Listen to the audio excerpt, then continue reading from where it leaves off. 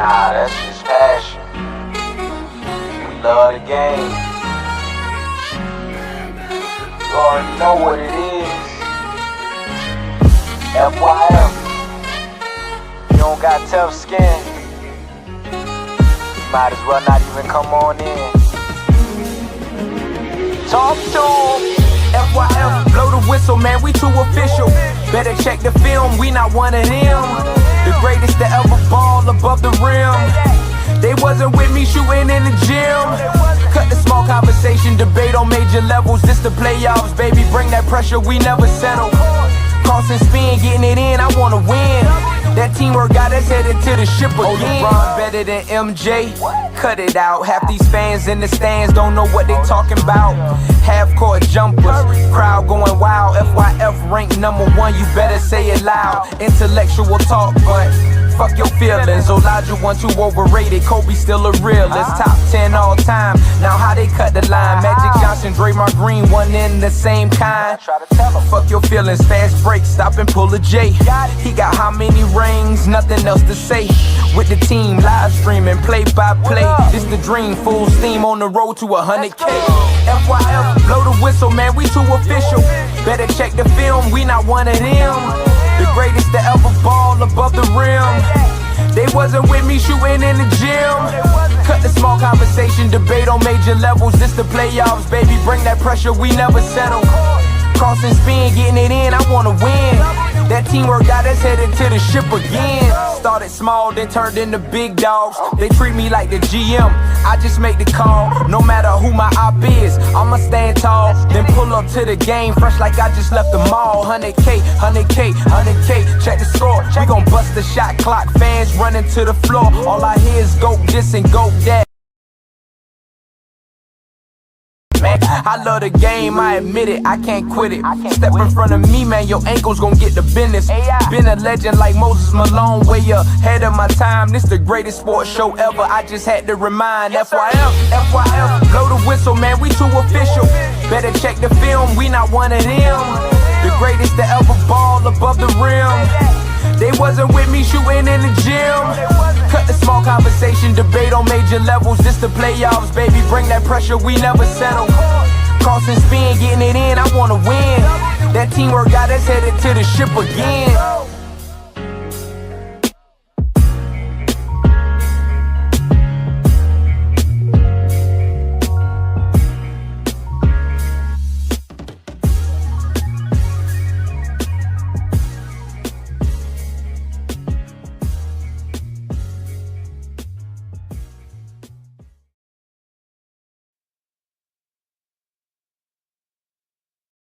FYF Sports, man, Lamont, man, we back, man. Appreciate you guys pulling up today, man. Got a stream for you guys today. We're going to get back to our just game reactions, man, post-game reactions, man. I think today, man, when I watched both games today, I ain't going to lie, man, it was, you know, the quality of basketball that we are seeing from this new age of players that's coming in is crazy.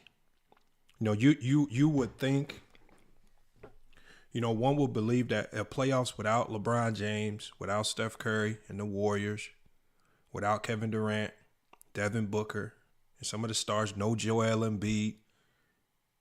I mean, literally some of the best stars of the game are up out of here. And, you know, a lot of people have been wondering what this league, what the NBA is potentially going to look like without a LeBron James. And we are starting to get a glimpse of what we could potentially start to see. The one thing I don't like is the lack of appreciation for what people are actually seeing. Because what ultimately ends up happening and what we see happening right now, and we're going to be reacting. We're going to be reacting to this game, this Denver Nugget game, and we're going to go to that Pacer game. I got some thoughts on both games. Salute to True the King. True the King. You see, we live over here. We live over here on FYF Sports Clips, man. We trying to run this channel up, get this channel monetized, right? So we're going to run this channel up over the next couple of weeks, man, to really pump out these lives. Make sure, look, if there's anything wrong with the audio or video, let me know in the chat, man, and we'll get it corrected. Because like I said, we're just now testing out these little vertical live functionings and things like that, man. So, again, appreciate everybody. I see everybody on Facebook is coming over to support. Make sure you come over. While you come over, hit the like and all of that as well. And True to King, I'm going to be in touch with you later tonight as soon as this live is over with, man. We're going to get that other app set up for what we working on. All right, show your support, man. Show your support. We're going to pin that to the chat. Show your support, man. Make sure you show your support, man. Donate. Remember, my original Cash App, $ FYF Sports, got hacked, man. We had to shut that one down, man. Get that one up out of here. My apologies for that. So until we get that new one set up, man, this is the temporary Cash App that we're going to be using, man. All right, salute to I see everybody from the website. Hey, if you're watching from the website feed, okay? I know it's YouTube. You're watching it from our website. And I can see your chat over here on Google, right? But we can't really see you over here on YouTube. And so the goal of us going live consistently over here on this channel, FYF Sports Clips, man, is because we need to run the numbers up over here. So when you guys get time, please make sure, come over here to FYF Sports Clips, man. Hit the like, comment a little bit. And you can go back over to Facebook or wherever else you watching, man. But like I said, we got to get to these games, man. These games is crazy. And like I said, the downside of watching all of these stars blossom, Anthony Edwards, right? Watching, Tyrese Halliburton battle Jalen Brunson. What's the downside to it? The negative that comes with this is right now, there's a narrative that's starting to get pushed. As these young players start to blossom, and I'm starting to hear it. I heard a little bit of it when I was over on Ticket TV. And when you go around the different platforms, people who struggle with talking about basketball in an appropriate manner, they don't understand what they're seeing. But the biggest thing that they fail to do is they don't know how to give credit where credit is due. Right now, the Denver Nuggets, the reigning champions, are struggling. They're struggling mightily against this Minnesota Timberwolves team. And the common theme around YouTube, the common theme that we're seeing around YouTube is that the Denver Nuggets are choking. Jokic is a fraud. Murray is a fraud. The reigning champs are frauds now. And then what I'm not hearing enough of is, I don't believe that the Nuggets are frauds or they're choking or anything like that. But I think what we're seeing one of the greatest defensive performances by a playoff team against the reigning champs. And we're seeing a superstar begin to blossom in front of our eyes in Anthony Edwards. He's literally turning into a superstar right in front of our eyes. But yet, because people want to push narratives and they rather go with the negative connotation, a lot of these young guys are going to get glossed over. The Jalen Brunsons, 4 40-point games in a row, electrifying single-handedly. Who would have thought the Knicks would have been able to compete without Julius Randle? Who would have thought they'd been able to compete at this level without a Julius Randle? But they have been able to compete consistently, man.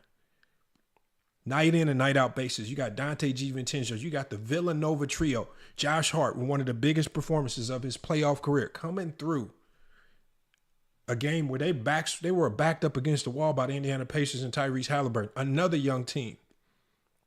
Questionable foul at the end on Miles Turner, but again, another great game that we're going to be talking about them both. But we're going to go ahead and get to this Denver Nugget game. When we talk about these games, y'all, when we really get to these games, we really got to start analyzing what went wrong. What went wrong for who and how. What went wrong for the Denver Nuggets tonight? This is a game where this was essentially a must-win game. Minnesota came in with Rudy Gobert. They bullied Jokic around all night. They consistently attacked Jokic. You would think that the Denver Nuggets would be able to come with another game plan. Now, what that game plan particularly was, I have no idea what that game plan could have potentially been, primarily because they lacked the bodies to really make any significant changes to their game plan. Right? Their game plan is heavily reliant on Murray being healthy. And we've seen what this team looks like in the playoffs when Murray is not healthy. So when everything is contingent on Murray being healthy and he's not healthy, what adjustments can they make? Right? Jokic is kind of out there by himself. Jokic really relies. You would have thought Michael Porter Jr. would have been the one to really step up. Aaron Gordon Jr., can he be the guy? Can you dump the ball into him and allow him to go to work? Or does Jokic, do these two guys, Michael Porter Jr. and Aaron Gordon, so heavily rely on Jokic so much to get buckets that if Jokic can't function, they can neither function? And that was one of my biggest indictments that I talked about with this Nugget team versus the Lakers. The Lakers, very undisciplined defensively, consistently gave up a ton of things. Salute to DC Block over here. Hey, DC Block, man, look, we over here on our second channel, FYF Clips, man. Make sure you are also subscribed to our channel, FYF Sports Debates, man. But we're trying to grow this channel over here. We're trying to get this channel to at least 5,000 subs. Our main channel's at 100K. We're trying to run this channel up, get it monetized as well. So we're gonna stay on this channel. We're gonna consistently go live on this channel until we run the numbers up, till we get it monetized, and we get this channel activated as well. So we're going to be consistently doing these post-game shows where we're going to be running through the game film to kind of show you guys. I want you guys to see what I see. You see, a lot of people get mad, right? When we sit here and talk the game, a lot of people get mad because especially me, and I don't know how you guys see the game, right? And I hope that as I go through this film, you guys pick up something that you can run with, whether on the court or off the court, however you do it. But I have to see the film, and what I have to do is I cannot go against the film. Just like in the Lakers series, so many Laker fans out there so mad at me because the Laker fans are saying, "Oh, you blaming it on LeBron? You said LeBron did." Well, unfortunately, that's what the film showed me. I can't get away from the film. The film showed me a whole bunch of losing plays, bad decisions, right? Guys that wasn't willing to step up in the fourth quarter and be clutch. Guys that seem to be heavily relying on Darvin Ham drawing up some play to bail them out of tough situations, as opposed to being the superstar players that they were and getting the job done. And this is what we're seeing from this Minnesota Timberwolves team. In game one, what did we see late game? When the going got tough, when it looked like the Denver Nuggets were going to make their run, what happened? You know what happened? Ant said, "Give me the ball." Turn around, fade away in the corner. I'm just going to be an elite closer. And I'm not going to sit here and run around and mope and cry. No, I'm just going to get it done. And the Minnesota Timberwolves is a team that I've said, just as I said before, extremely connected. On the court, off the court, you see how connected they are defensively? And they have not allowed this chatter to rattle them. And it's sad. I think one of the most sad things, and Lint Liquor said, and you're right, the team is better without LeBron. It's not that they're necessarily better. We understand how, but what happens is they seem to be a better team, like cohesive unit. They seem to have more chemistry. They seem to be more cohesive when LeBron's not in the game. When they got that 20-point lead against the Denver Nuggets, who wasn't in the game? It wasn't LeBron James. When the Lakers had their biggest wins of this regular season, who wasn't in the game? When they beat the Celtics, when they beat the Bucks, they had their biggest wins. Who wasn't in the game? And when they did beat good teams and LeBron James was on the floor, they were barely eking out close wins. It's just something to think about. Man, salute to Hollywood Herm, man. Salute to Herm. Hey, Herm, we got to get back to the post-game show, man. We get in the post-game show. Let's go ahead and get to this film right here. We got the Denver Nuggets. We got the Denver Nuggets, and we got the Minnesota Timberwolves, man. Their coach, who's been sidelined, he had knee surgery, so the assistant coach is kind of stepping up on the side, doing his thing over there. We got to get to this film, man, because this was one of the most exciting games of the day, man. Let's go ahead and get through it. Hey, y'all, let me know if the game sound is too loud. Let me know, and I can turn it down a notch for you.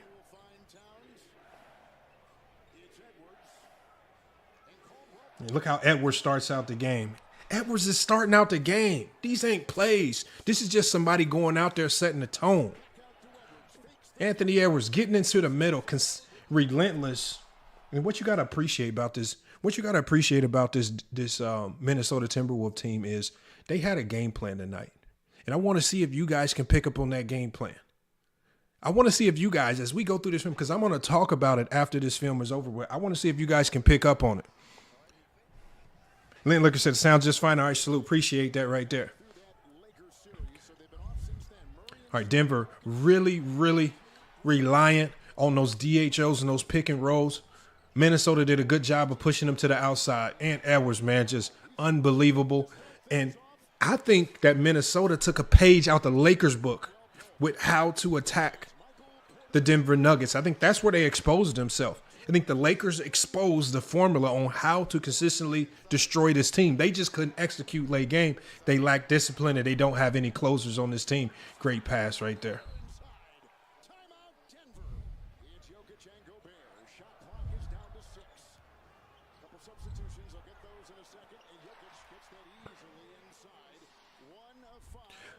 Oh, yeah, I am supposed to be. I'm tripping. I got the wrong game plan, y'all. Let me get the right game up. What am I supposed to be doing? What am I doing? I got the whole wrong game plan. I'm looking at it like, man, I know the game didn't start off like that. Nuggets are slow. Salute to Dante. Salute to Tackable Pine. I see you in the chat. He says, are you breaking down game 2? Yeah, I'm about to swap the games right now, man. I had the whole wrong game plan, man. I'm about to get it pulled up right now. Y'all bear with me. Actually, yeah, let me just go ahead and get that right now. I'm tripping right there. That was on me, y'all. My bad.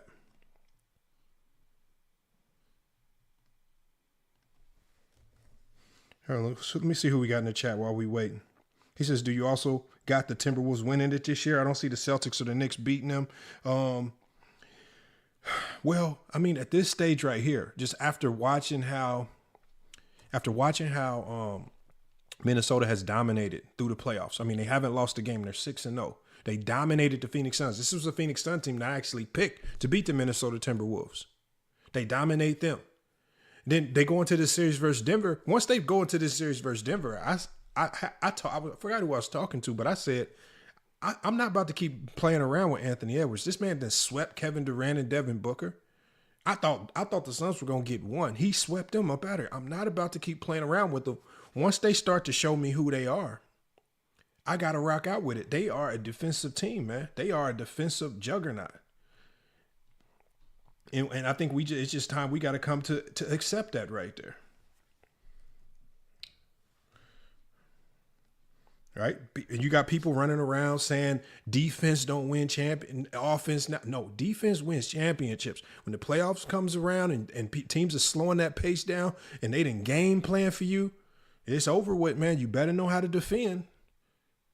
You see, the Denver Nuggets had that lackluster first round because they could play them undisciplined Lakers who got that super stagnant style of basketball. You know, but this ain't the Lakers. They move the ball. They play defense. They play unselfish. They don't care who scores. And they got a guy who's going to go out there and close when it's time to close. And he ain't shying away from the moment. I mean, if I'm lying, y'all let me know. But that's the facts. Salute Dante. He says, Tackable Pioneers. Dante says, remember when people hated when they got Rudy? And remember, and Dante, remember when I was the only one defending Rudy, defending this man? I was the only one.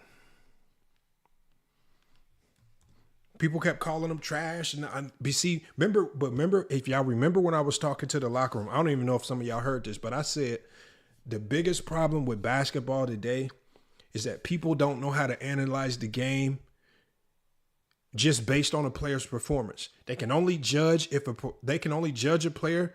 If the player wins, they great. If they lose, they bad. And when Rudy Gobert was losing with the Utah Jazz, and they had that losing season with Minnesota last year, wasn't really a losing season, but it was a disappointing season.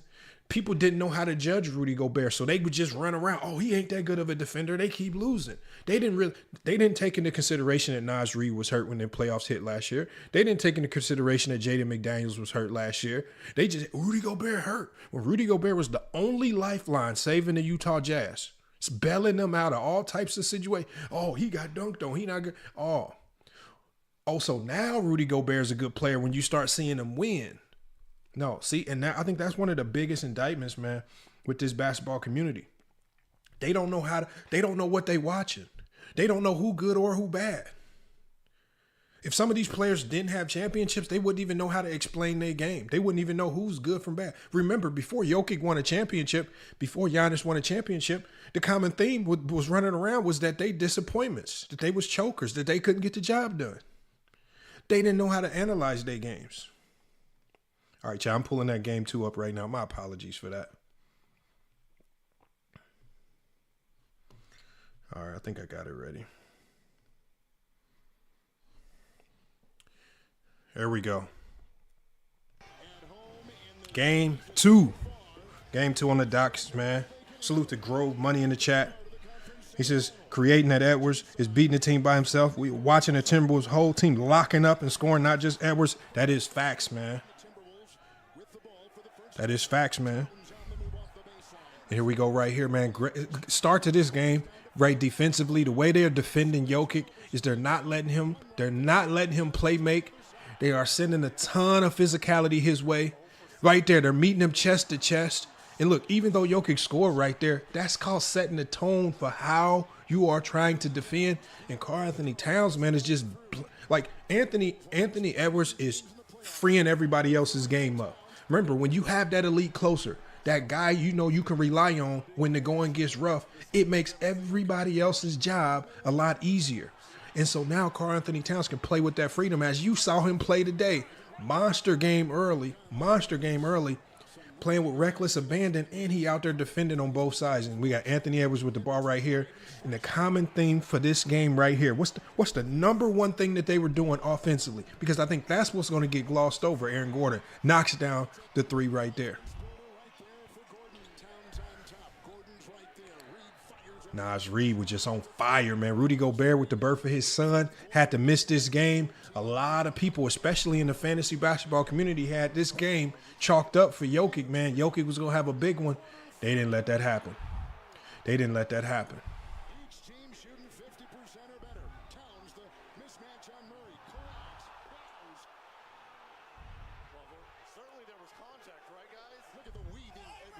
Man, Anthony Edwards is a monster.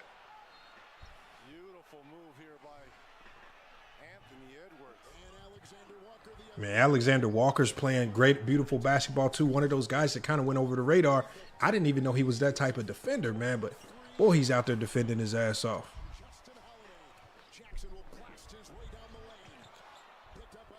And they are not allowing Denver to get anything in the middle of the floor. They are really converging to the middle of the floor, protecting the middle. And what they're doing is they're utilizing their bigs. I feel like this coaching staff basically told Karl-Anthony Towns and Naz Reid, do what y'all do best.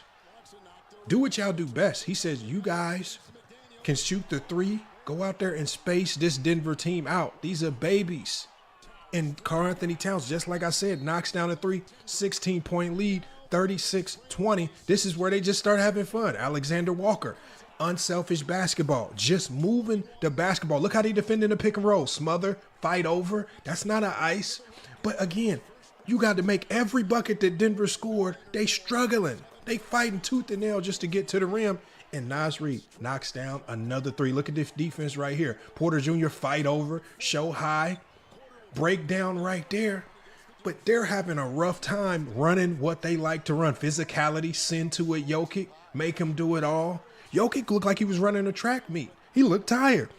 And then on offensive end, I mean, with the Minnesota Timberwolves consistently attacking this man on every single possession, man didn't have it in the tank to really give it to him on the other side of the floor.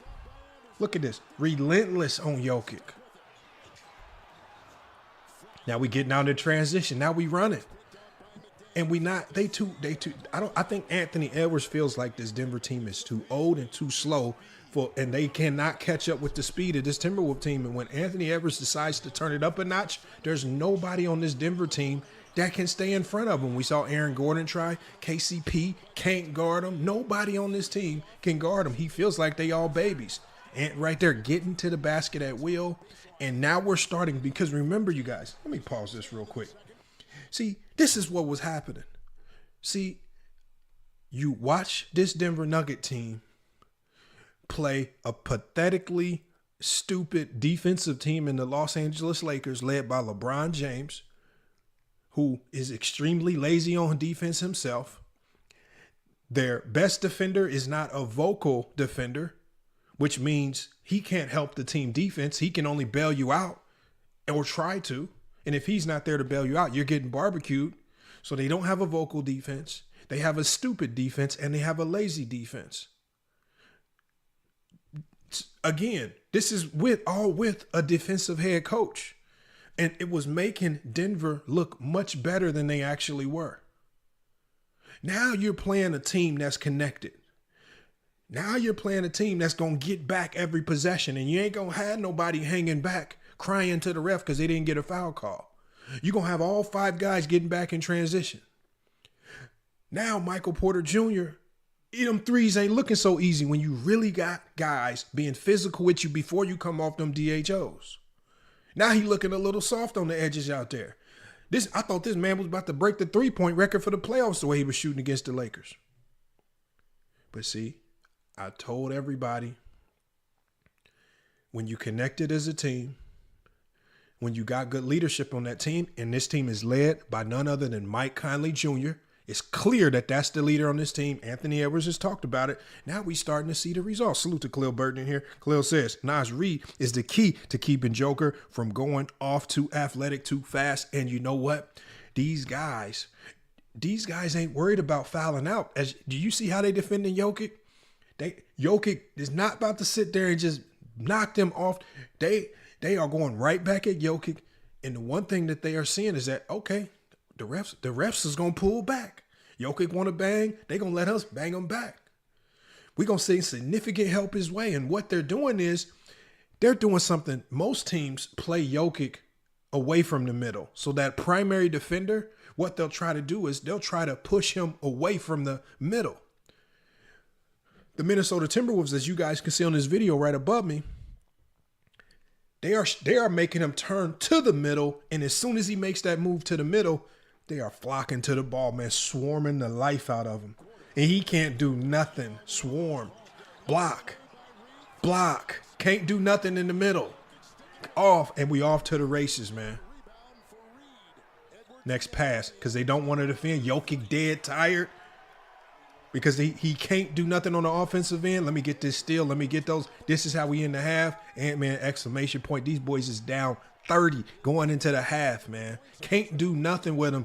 Unselfish basketball. Attack the middle. Denver can't defend just like they couldn't defend versus the Lakers. They really about to get barbecued now. And a lot of us, I bet there were so many people at home thinking this Minnesota team is young. They going to allow Denver to get to a run. And they did not. They did not. They consistently attacked Jokic. They consistently played their game. Right here, guys willing to go down. Bro, all you have to do with Denver is be physical. And look again, another attack on Jokic, just attacking him head on. Attacking the paint. Jokic, good Euro step right there. He tried to keep him afloat. Attacking the middle right at Jokic. Jokic done. He can't eat barbecue chicken down there. I said this before the Lakers series, y'all. I was saying, what did I say? I said the Lakers need to consistently attack Jokic. Yep, but they're idiots. Good shot by Michael Porter Jr. right here. One of his few threes, man, but he was on lock all night, just like Jamal Murray was. Jamal Murray, man, I'm talking about horrible night for Jamal Murray. Horrible night for Jamal Murray. Naz Reid, bop.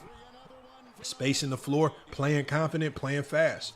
This Denver altitude ain't, I'm telling you, that Denver altitude is overrated. It only means something if you get there that same day. If you fly in a few days early, you won't notice a thing. Good spin move by Jokic, helped him get there. And Edwards right here. I don't care who you send, I'm barbecuing you. He talking crazy to him. He pointing at Reggie Jackson when he fall into his knees, man. This Denver team is done, man. They done. Good shot there by Holiday right there. They tried to make a run. They down 80-58 right here. Naz Reid attacking the middle of the floor consistently. Right, what are we doing? We get back in transition. Give me those. Come on, Alexander Walker takes it. Misses the three. Jokic throws it up. Porter's going to get a dunk right here. But you down 30. I'm talking about you down a hope. Did y'all hear the Denver crowd? I want you to ask you, did y'all hear the Denver crowd chant MVP for Anthony Edwards? Good pass right there to Bron. Uh-oh, but attacking the middle of the floor. Unselfish, get it to the weak side. Look at this, y'all. Do y'all see the difference between how the Minnesota Timberwolves moved the ball? And I want y'all to think back. Remember what I was saying about the Lakers and when LeBron James had the ball. No shade on LeBron James, one of the greatest players of all time. But this year particularly, when that ball touched LeBron James' hands, it stopped. There is no movement. The defensive rotation can catch up. Everybody's watching him, and then he dribbles the shot clock out just to do something that the entire defense can predict. We're watching this Minnesota team. They not wasting no time. Oh, I ain't got the shot swing. Oh, I ain't got the drive swing. And they moving the ball quick. They making quick decisions. There's something that college coaches tell all the players. Shoot, drive, pass within 1 second as soon as you get it. And it seems like they are utilizing that philosophy. We're not about to sit here and play with this basketball. We're going to keep this older Denver team scrambling around the court. You got Jamal Murray running around on a limp leg. You had Jaden McDaniel and Nickeil Alexander-Walker picking him up full court saying, we're going to test that knee. They probably bumped it. A lot of times what they do is when they know you injured at the NBA level, they not just going to pick you up full court. They're going to get up on you. He going to try to collide his knee with your bad knee. He going to do everything possible to agitate your injury, make your night rougher than what it actually is. And this is what they did. Picking him up full court. He gets no breathing room. And he was on clamps all night. Now, when y'all go to these different channels and y'all hear these different people on these different channels talking about, oh, Murray choked or Jokic. No, Jokic didn't choke. Murray didn't choke. This is called getting clamped up by a superior defensive team with an elite game plan. And a lot of teams have elite game plans, but this is also called elite execution of the game plan. I believe that the Lakers had an elite game plan, but nobody's going to give that coaching staff any credit for having an elite game plan. But they had extremely poor and dismal execution. The game plan worked well enough for them to get leads in every single game. Poor execution lost them those games in the fourth quarter because you got dimwits and you have no real closers on that team. This Minnesota team is a lot different. When you play in a team that's connected, boy, you better come correct or you're going to get embarrassed. And that's what's happening right now. You're getting ran out the gym in Denver, and your altitude was your only. That was the only thing you had in your favor to hopefully get an edge on this young team. Aaron Gordon bullies his way there. Holiday. Boom, knocks down the 3, 90-70, cutting to the lead, but with 6 minutes on the clock, you ain't got enough time. And then, man, Towns, man, just knocks down another 3. That was his third 3 right there. Another and one right there. Unstoppable. I mean, this KCP, all this stuff, all these people were talking about KCP's this elite offender and all that stuff. He is no longer that dude. Not when you got somebody willing to go attack him. And you got to be able to play smart and execute out of it. Attacking right here. Pull up. Testing that Murray knee. Can you defend? We got Jokic right here. They still down. They trying him out to come back. At least they playing it through to the end. Gordon with the 3 knocks it down. I mean, they trying, they fight. You got to give them something. They fighting to the end with 4 minutes on that clock. That clock is a demon. That clock is a demon in the fourth quarter, and that's what's happening right here. Anthony Edwards with the ball, dribbling it out, gets to the basket. Too easy. That Denver defense has always been soft. When you attack and you make quick decisions, and they even letting the bench guys get in. Salute to the homie right there from Iowa, man. Great player right there. I played against him a few times in some pro-am runs. Easy buckets, man. This game is a wash, man. Let's get to the stats, man. They got barbecued, man. That's crazy. Salute to the chat. Let me catch up with the chat, man. I see y'all in the chat. Said full court press like high school. Salute to Dante. Khalil says, and you got people saying these players don't play defense. That's the craziest thing about it. You got people saying we just literally saw 2-game stretch, probably some of the best defense that we've ever seen. Look at this score. Denver, one of the best offensive teams in the league, with Jokic, with one of the all-time great offensive players in this league. You just held them to 78 points in a playoff game in Denver. But I guess they don't play defense in this league today. But people would rather run around and say that, oh, Jokic choked or Jokic is a fraud, low-level basketball IQ, because what people don't want to do is they don't want to sit down and actually talk about what Minnesota did. This Minnesota defense came with an elite game plan. We're going to be physical at Jokic. We're going to send bodies at Jokic. And it didn't even matter. I know some people are going to say that Denver has the size. Yes, that does help. But even the guards are getting in there. We saw Mike Conley. Jokic got switched on to him. What's the first thing he does? Man, he mans up. He doesn't reach like D'Lo was doing. And he does get the foul, but the fact that everybody on this team, 1 through 5 on the court, they're willing to be physical with Jokic, and they're going to stick to the game plan. You are not spinning away from this middle. You're only going middle. And when you go middle, we got a whole bunch of help coming your way. And then there were some times where they had decoy sets because they would force him middle sometimes. And this is where Jokic was turning the ball over. And then you could literally hear Ant-Man on the court saying, stay home. If y'all were listening, listen on the court because they were confusing the Denver Nuggets. So Jokic didn't know when they were coming to trap or when they were staying. But there were some times where you would hear Ant-Man yelling, stay home, stay home. And then he would turn to that middle. He would think the trap is there. He would throw the pass just like he tried to Aaron Gordon in that first half turnover. Elite execution right there. Elite execution, man. Polar Bear in the chat says Mike Conley old as hell. He'll stay. He's still a solid player. No, older players is what you need because those are your vets.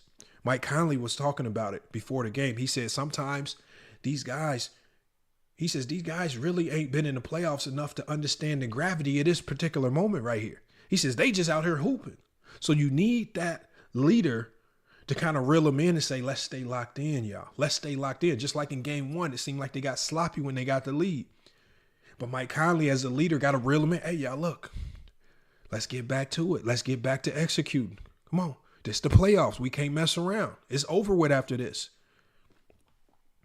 And the one thing is their body language. I want y'all to ask yourself, compare this series to the last series. Did you see any of the Minnesota Timberwolves players running around, moping around when things ain't going their way? Moping and no. Highly positive, good energy, good vibes, good bench energy. Man, you cannot be, you can't be that guy that sucks the life out of your team. And you probably got like 4-5 of them guys on the Los Angeles Lakers team. D'Lo, man, drawing, doing stuff, maybe on his phone, eating on the bench. AD walking out of huddles. Brian sitting at the end of the bench disconnected. AD talking about, blaming Darvin Ham or whoever he want to blame in the post game. Man, that old nonsense, man. Completely disconnected team. And if the Los Angeles Lakers, if they believe that a new coach is going to resolve all those problems, they got a whole nother thing coming. They about to be just as trash next year. Just as trash. All right, y'all. Let me get to this. Let me get to these stats for y'all. All right, let's get to Denver Nuggets stats, man. Denver Nuggets, man. We got Aaron Gordon on the night. Aaron Gordon. Solid night for Aaron Gordon, actually. Solid night for Aaron Gordon. 20 points on the night. Really, most of that was in garbage time. He shot decent from the field. Michael Porter Jr., man, the guy that, really torched the Lakers. But 9 points on the night, 1 of 7 from the 3. They did a good job of containing him. Great game plan execution on him. When he comes off those DHOs, these guys are attached to his hip. And if you watch how they're defending him, they're not just letting him break off free on those DHOs, right? They're using other players in help to jump those lanes, make it rough on him so he can't come off clean. And then the chase guy can recover. He's not really getting them clean looks off. Jokic, man, 16 points on the night. 16 rebounds to go with it, and 8 assists, almost a triple-double, but he was damn near ineffective, right? The stat line says one thing, but when you watch that game, Jokic was not very impactful or effective, man. He was a minus 16 on the night, 5 of 13 from the floor, man. It just looked like they once he saw that this Minnesota team was about to start brutalizing him on the offensive end, and he was the one that they were targeting. He was the one that they were picking on. See, he used to people trying to pick on KCP, and he ain't used to being the one that's getting picked on. They picked on Jokic all night, and he got barbecued in the lane. All right, too much going on. He does not have the foot speed to defend this quick team. You got Jamal Murray. This guy, right? Remember what I said, y'all. Remember what I said about Jamal Murray last year. I said he on a heater. I said all y'all people who are taking this one playoff series and y'all are trying to say this man is a top 10 in the NBA, top 15 in the NBA. I said, man, y'all need to take that take and throw it in the garbage can. There's a reason why this man Jamal Murray ain't never made an all-star game, and tonight was the night. 8 points, 0 of 4 from the 3 of 18 from the field. See, y'all thought this was an anomaly in game 1. But then we saw this game where he did even worse. This is in Denver. What y'all think he gonna do right when the odds are stacked against him and he got to go in Minnesota? And he's gonna have to have the game of his life. He's gonna have the game of his life if they trying to pull this one out. Caldwell Pope, completely ineffective. 2 of 6 on the night. Didn't make any threes. 4 points on the night. They really didn't get any production off the bench outside of Justin Holiday, who shot 4 or 5 from the 3. He essentially was their best player. But outside of him, no one had a productive night. I think the one thing that killed them was 9 of 30 from the 3-point line, and they couldn't do anything there. They only shot 3 free throws. They stopped attacking the rim. They started settling for a bunch of threes, and it wasn't really like they were settling. It was the turnovers. This team, they got forced into so many turnovers, 16 turnovers on the night, and only 16 assists. What type of team assist to turnover ratio is that? I mean, 16 assists and then 16 turnovers. So the ball's not moving, and the ball's not moving because remember, this is one of the reasons why I said when I was talking about Michael Porter Jr., it's hard for me to say he's one of the better players in this league because his success is highly contingent on Nikola Jokic getting him those open looks. If Jokic ain't create open looks for him, he is who we saw tonight, a 9.1 of 7 from the 3 type of guy.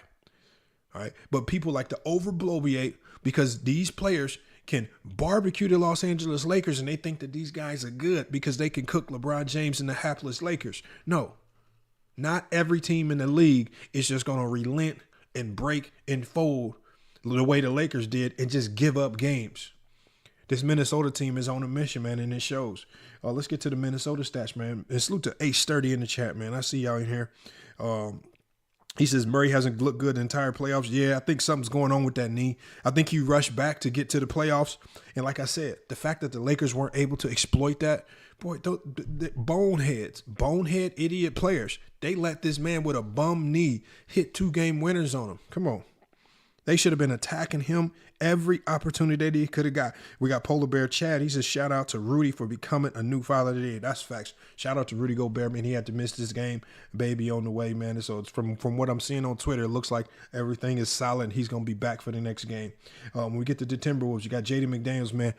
Defensive monster. He was a defensive nightmare out there. Didn't have the greatest night, but he's out there for a defensive reason, and that's exactly what he did. 2 steals on the night, 5 points.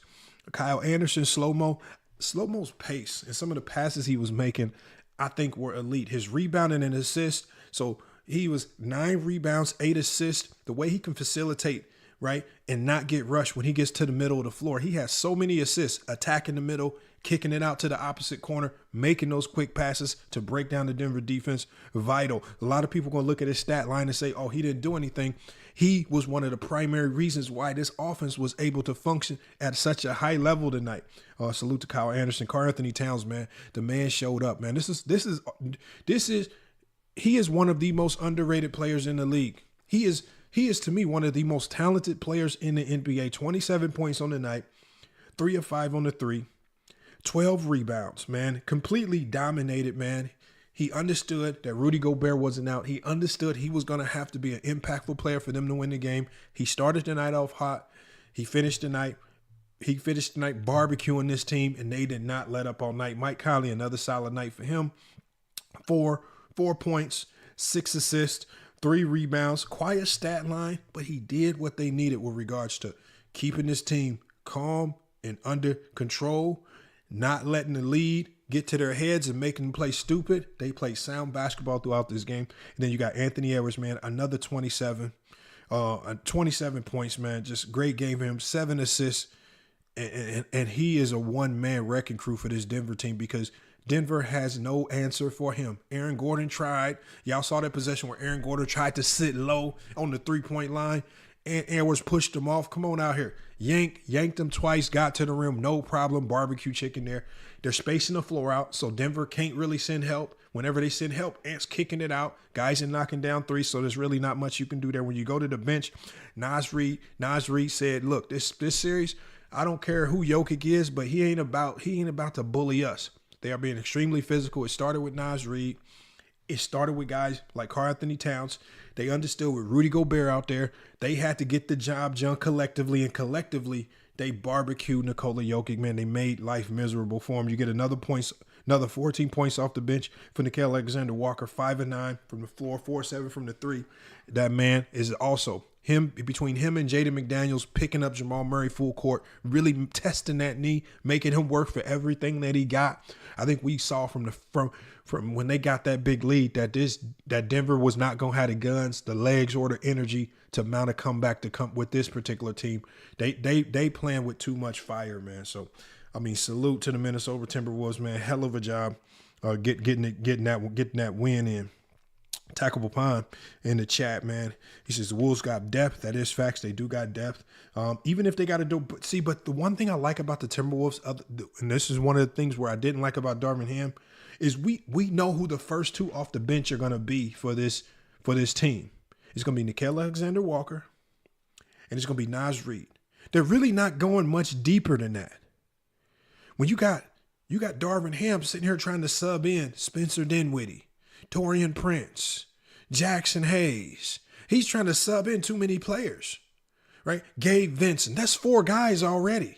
In the playoffs, you don't need that many guys off your bench. Your rotation should be about 7, 8 max if you have to. 8 max if you have to. But sometimes you got to be able to go to these guys and say, look, you're not playing this series. We're going to tighten our rotation down. We need groups of 5 to be able to maintain some level of consistency so we can know what our style of play is. But when you start sending out these multitude of lineups, you got Spencer Dinwiddie and Gabe Vincent out there. They ain't been there half the year. Right? Then you mix in a Taurean Prince, and you mixing in all type. This is the playoffs, man. You got to stop playing around testing stuff. Go with the guys that got you there. It's okay if you don't play Dinwiddie. He probably not going to resign with you next year anyway. You got Gabe Vincent under contract. He ain't going nowhere. A lot of the guys on this bench, they ain't opting out of their contracts. They ain't played well enough this year. Quit trying to play so many players. It's stupid what they doing, man. He says, no Vando, no Woods. It hurt the Lakers. But even Tackable Pond, even if Vando and Woods were there, that would have made it probably would have made the series look worse, because that all that does is add 2 more players into the equation that Darvin Ham is sitting there trying to sub in. He did not have the wherewithal to basically say, look, we're only running 7 guys this series. He needs to go to his coaching staff and say, look, I don't know who that 7 is, but as a coaching staff, we need to collectively come up with the best 7 for this Denver team. And those are the 7 guys that are going to help us get this done. We're not about to sit here and try to run 7, 8, 9 guys. That don't work, man. That's Look at what Minnesota did. Minnesota only really ran 7 guys. And not until the game got out of reach did they start bringing in Luke Garza and Jordan McLaughlin and things like that. Now they doing too much. They do too much. Kilo Bird said, that's facts, Lamont. So the Lakers played a series where Howard and McGee, thank you. Like when it was time for Howard and McGee to sit on that pine, Frank Vogel he said, look, appreciate your services versus Denver, but when we play the Houston Rockets, y'all gotta sit. This ain't for y'all. When we play this Miami Heat team in the finals, y'all gotta sit. This series ain't for y'all. And I feel like that's where Darvin Ham failed. But see, if you have these fans, these weirdo fans running around talking about what Darvin Ham, he needs to sub more. They keep saying, he had the wrong rotations, or he didn't make the right sub. No, Darvin Ham, you need to stop subbing. Shorten the rotation down. You shouldn't be subbing so much. But this is what happens, man. This is what happens when I think Darvin Ham, what happened was He gave in to the pressure. I think he understood that if he didn't beat Denver, his job was on the line. He never could coach. I mean, you don't want to be coaching under those circumstances. I mean, you have probably multiple players with some type of mutiny in the locker room going against you. So now you battling the players, you battling the front office, you battling the media. They did not create they didn't create a condition or work environment for him to succeed. And by the end of that series, especially when LeBron James is jumping up and down like a little baby, pointing at the coaching staff, trying to get him to call a challenge, Phil Handy, Darvin Ham, Chris Jett, look at their faces just looking up at LeBron. They always just looking up at LeBron like, what the fuck? If you don't take your ass back on the court, man, and just play, we got the lead. We gonna save it. And then, you know what they said in that game, in that last game, game 5? All right, Brian, let's go ahead. Go ahead. Give him the challenge. We know we gonna win it. Lose the timeout. Now you ain't got no way to stop the clock when you really need to stop the clock. But hey, Brian, we challenged it for you.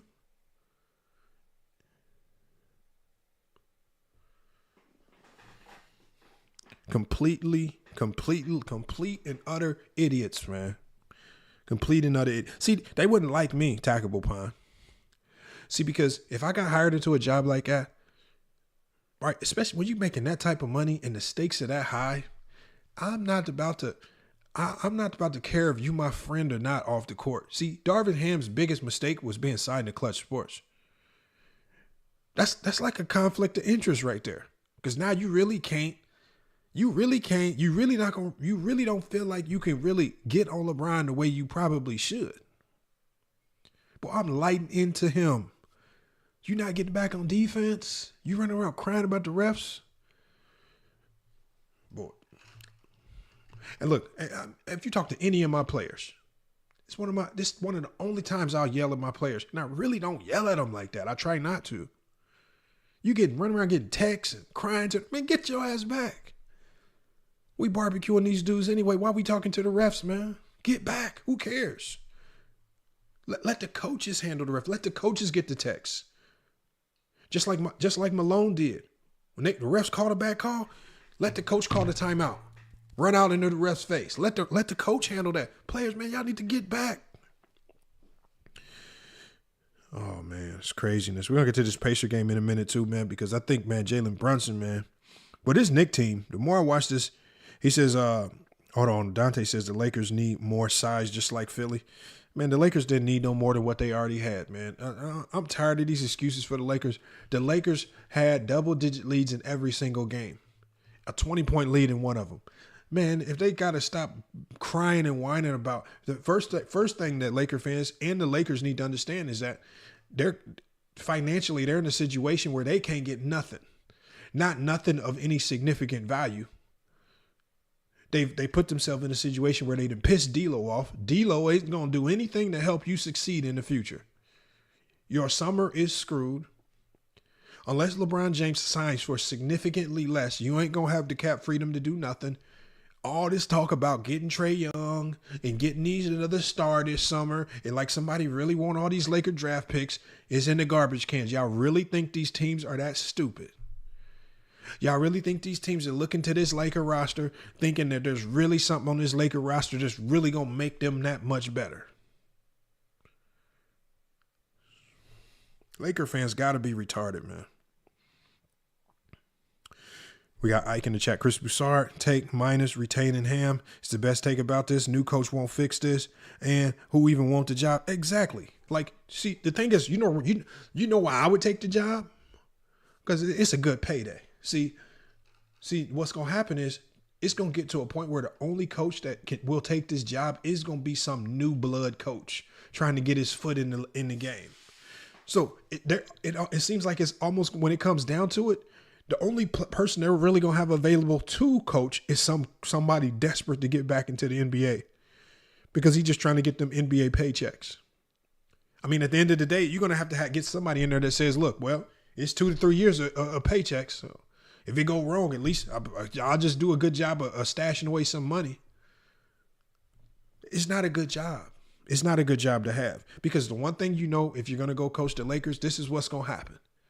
If you actually win and have some type of success, you get no credit. Just like Frank Vogel won a championship, gets fired. Nobody cares. When you lose, it's all your fault. When a player gets injured, it's all the coach's fault. You mismanaged the minutes. Y'all hear the rumors in the media now? Oh, LeBron James, Darvin Ham, he wasn't strict enough. He should have kept LeBron to his minutes restriction. Everything is your fault when you lose, and when you win, nobody cares. Because when you win, it's all the credit's gonna go to LeBron James. Maybe AD gets a little bit. Who wants that job? And if they hire JJ Redick, you guys, I want you guys to sit back. And the clown show and comedy hour next year is going to start. Because if y'all thought this year was bad for the Lakers, if they hire JJ Redick, wait till you see what the season looks like next year. It's a complete and utter clown show over there. Y'all think I'm joking? Watch them do something dumb like that, man. Let me get to this Pacer game, man. I'm not going to bore y'all talking about these sorry ass Lakers, man. It's nothing to talk about. And it's not because they got sorry players. It's because they approach to the game, the stuff that they doing, they're allowing things in the locker room to spill over onto the court. Right? Disrespect of the coach, just complete mutiny. Man, the Lakers are a disgrace, man. Top to bottom, the Lakers are a disgrace. Complete and utter disgrace, man. They don't deserve to have a winning franchise right now. They don't deserve any star player on their roster. And think about it. What star player really wants to go be the third option for Bron and AD? Really, I want you to really think about that. What star player is willing to throw their career into the garbage can to go play with Bron and AD right now? I want y'all, if you know any NBA player that's not on the Lakers, I want y'all to go talk to them. The Lakers are the biggest laughing stock in the NBA right now. When Malone of the Denver Nuggets came out and said coaching and playing against the Lakers is easy, he is not alone in that. This is a common theme around the entire NBA. No, and at one point in time, they might have feared LeBron James, but it's a very, and this is no secret in NBA. Actual NBA players, and again, one of these NBA players is going to come out and talk about it. They're going to come out and talk about it. Maybe they're out the league or something like that. But one of these NBA players is going to eventually come out and talk about what's being said around the league about this Laker team and how easy it is. Why do you think they struggle to beat competent teams? They could not beat a competent team.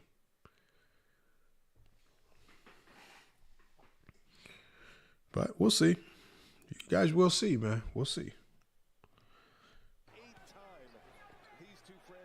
Let's get to this Pacer game, man. The Pacers Knicks, man. This Pacer Knicks, Jalen Brunson, man, is a beast, man. I ain't gonna lie. I can't lie to y'all, man. Jalen Brunson is a beast, man. Another 40-point game, man. And then you got Josh Hart, man. This Villanova Trevo. How Jay Wright of Villanova don't got a job in the NBA. Boy, if I'm the Lakers, I'm looking at Jay Wright. I'm trying to start a rebuild, and you got to look at Jay Wright, man, because this man Jay Wright knows what the hell he's doing, man.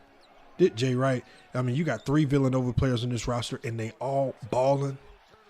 They all making big shots, man. How did he create 3 hard-nosed players like this? And one of them is like a budding all-star. I'm not going to say Brunson's not a superstar. Y'all need to stop with that nonsense right there. He's not a superstar. He's playing of a superstar elk, but I'm going to define to you guys what a superstar is in this league. It's okay that he's not a superstar. He's an all-star caliber player. But he is one of the best guards in the league. But this superstar stuff, y'all got to stop. Josh Hart, man, knocks down the 3 right there. Man, this Knicks defense, this Pacers team, and I love how they basically went into these playoffs and said, you know what? The playoffs is supposed to be slow and methodical. We still going to be the Pacers. We still going to speed the game up, And even a team like the Knicks struggled to score the ball this year. You got to score close to 120 points just to win this game. He said Knicks Wolves in the finals would be great. Man, I'm telling you, man, something about these Knicks is just special this year. Everything is just going their way. From loose balls is rolling their way. All of the challenges go their way. You know, everything seemed, they were down 6 points with a few seconds left versus Philly. Everything goes their way. They win that game. Everything has been going. It's like they the team of destiny this year. I don't know how they do it. It'd be certain nights where I'm just thinking like, the Knicks just can't win this game. Ain't no way the Knicks win this game. And then I tune into the game because none of us really start off watching a Pacer game. We always tuning in right in the middle of the game. Damn, the Pacers really in this game. I mean, the Knicks really in this game. They winning it. And then Brunson get the probe in the middle of the lane, knocking down shots, looking unstoppable. Man, this Knicks team is something else. We got EMA. He says Ant-Man is a superstar. No, he's an all-star. It's okay. He's budding into one, but he's not there yet. I mean, if we're being honest, there's only 1-2 superstars in this league, man. Ant-Man is not one of them yet. He's getting there, though. DiVincenzo, solid take right there. Look at the post up. Siakam, man, he's been tough, man. Great pickup for them, man. Pacers did a hell of a job. If you talk about a team that did a hell of a job at the trade deadline, really setting themselves up in the offseason for a massive trade, man, it was the Pacers, man. Hell of a job, man. You got to give kudos to that front office, man. Signing Bruce Brown, knowing that they're going to potentially trade him, understanding that they're going to go out there and they're really going to try to go get depth. Man, you got to, man, the Siakam trade was just crazy, man. You gotta appreciate teams that's being smart like that, and they patient. You know, that's one of the things that bothers me about this Laker team and even Laker fans. Every time things go wrong, trade. Let me trade to fix a trade. No, be patient. You can't win it every year. Develop players, develop talent, develop some type of system and chemistry. You don't fire your coach every 2 years. Salute to the man, the Knicks, man. See, and y'all see how the Knicks, even though they were down the majority of this game, they always stay close. They always stay close. They always know how to fight back, man. Down 2 points here to get out of transition. Jalen Brunson, man, just relentless player, man. Just knows how to consistently attack. One of the highest IQ players in the league, and I don't think a lot of people going to give him credit for it. Man, they just know how to stay competitive, man, and it starts with their defense. And I like how Tom Thibodeau has basically taken the handcuffs off of them offensively and said, look, if you guys are willing to defend, I'll be fine with some of the questionable shots that y'all take. Josh Hart takes some questionable shots, some of them bad. Same with Brunson. But he lives with that as long as they're willing to go defend. So you got to give Tom Thibodeau, you got to give him some credit for growing as a coach, saying, look, I understand the team that I got, and I got to coach him a little different than when he coached the Bulls and some of the other teams. We got the black Bruce Wayne. He says, bro, Brian ain't dealing with no young guys, man. Yeah, I know. Brian ain't dealing with no young guys. Unfortunately, the style of play, and we'll get to the Lakers later, man. I'm not about to waste no time talking about, they had one of the most disappointing playoff performances ever, man. I'm not about to keep talking about one of the sorriest players. Like I said, if you want to know what I thought about Brian, look at my community post. Like I said, he's still in the GOAT conversation. He's still one of the greatest. But this year was a complete and utter disappointment, man. And the fact that his fans are too scared to say anything about it, man, it's completely pathetic, man. The Lakers, man, one of the sorriest years in NBA history that I've ever witnessed, man. And the fact that we gave them that much attention is embarrassing. Got the Pacers right here. TJ McConnell, hard nose, gets to the rim. Finish right there. And the Pacers, like I said, the Knicks had every reason to lose this game. They were down the majority of the game. Josh Hart, man. Josh Hart has 17-11 at the half, man. Josh Hart, man. Josh Hart ain't good at – he ain't great at any particular thing. He's just good at a whole bunch of stuff. And he's one of the most hard-nosed players in the league, man. He just knows how to work. And it's these types of players, man, that once you start adding them, boy, and DiVincenzo, why did the Warriors let that man walk? How did the Warriors let that man walk? Aaron Nesmith right there, man. Another young guy, man, drafted by Boston, man. Monster dunk over Mitchell Robinson right there. Neesmith, man, tough fadeaway. I love Neesmith, his game out of Gonzaga, man. He's a solid player. Look at Brunson right here, the patience. Man, get the ball up, man. He knows how to probe. He knows how to use his body. He understands he ain't the quickest player, but he knows how to play them angles and use his shoulders to get his shots off whenever he wants to. Josh Hart, man, misses it right here, but one of the best offensive rebounding guards in the league, one of the best rebounding guards in the league, could have been an end run right there, gets the ball back, puts it in, the Knicks stay in the fight right here. And this is where the Pacers get a little sloppy towards the end of the game. They're up 1, 4 minutes left. Siakam knocks down the shot, but again, they got sloppy late game. You're up 5 right here. I would call a timeout and say, look, we got to win this game. What do we got to do to win it? But you can't really defend that no better than he defended it right there. Brunson, man, just knocks down a tough shot. 109, 3:18 on the clock. Pacers get sloppy. OG Anunoby, one of the best pickups in trade at the trade deadline, man. Does what he does best. He defends, gets the layup on the other end. You saw Marbury in the stands. You saw John Starks in the stands. Man, this Knicks team is just a team of destiny. And Brunson, man, a dagger right there. Put him up 4, 2 minutes to go. Now it's time. Look, I'm going to pause this right here. Now, I'm going to pause it because we get end game. This is the end of the game, all right? When you're at the end of the game, and this is one of the things I was talking to my buddy. I was talking to somebody else about this. I said, when you're in an end game situation, the one thing you need to know, if you don't have anything organized on your team with regards to substitutions, the one thing you need to know is who is our closer. When the going gets rough, who is going to be our closer? Who's going to help us seal the deal at the end of games? We all know that Jalen Brunson is the Knicks closer, right? He is the closer. He's going to make everything go for this team late game. Let's see how they execute late game. Pacers break out on the break right here. Siakam, man. Look, Siakam, he's the closer. Him and Halliburton are the closers. They're going to close this game for the Pacers. Man, great handle right there. Way to attack. Get to the basket. Neesmith, tough finish right there. Underrated guard right there. Way to get in there. Brunson with the ball right here. Brunson ain't doing nothing else with the ball. Give me those. Turn around. I'm closing the game. I am Brunson with the ball. Neesmith, you too little. Kicks out DiVincenzo with a nasty dagger. If y'all going to overcommit, I'm going to trust my team. Swings it. They up 3, 39 seconds on the clock. Man, these Villanova guys, man, they ain't got no conscience, man. They just out here proving everybody wrong, man. They proving everybody wrong. Knicks got the ball right here. Ooh, Knicks, and man, boy, the Knicks almost got themselves in trouble on this play right here. They held on to that replay right here. They held on to that replay, and the replay got them out of the jam right here. But it definitely went off of Aaron Neesmith's, not Neesmith, but it went off Nemahar's foot. So the refs got this one right. He said the ref stole that Knicks game. Yeah, I didn't like that call at the end. You got to bite your whistle. You know, if you're the ref, I know. I was on my run, y'all. I was on my run when this game was on. And I'm actually watching the game. I know I was watching the end of the game. And when I saw that screen happen, I literally yelled out, like, why the hell are you even putting yourself in a situation where the refs can call that call late game? I mean, you're supposed to set all ghost screens late game just so the ref can't call nothing.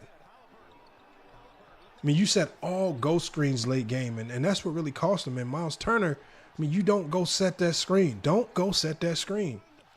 Knicks win this one 121-117, man.